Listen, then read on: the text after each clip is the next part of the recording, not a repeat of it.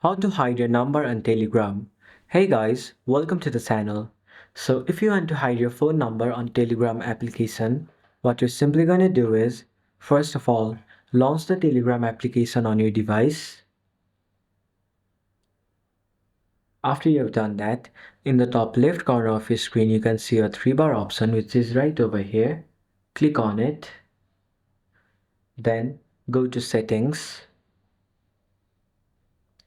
After you've gone to settings, scroll a bit down and under settings, you can see the option which says privacy and security.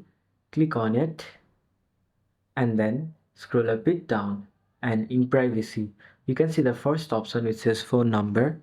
Click on phone number. Then in the first, you'll see the option which says who can see my phone number. If you want to hide it, then keep it on nobody, which means nobody can see your phone number. Then you will see another option which says who can find my number. Then you can choose either everybody or your contacts. After that, you can also add exceptions of who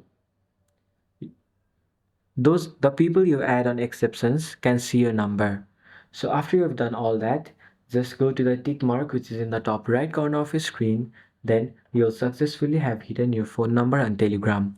So thank you for watching the video till the end. Hope you liked it and see you in the next video.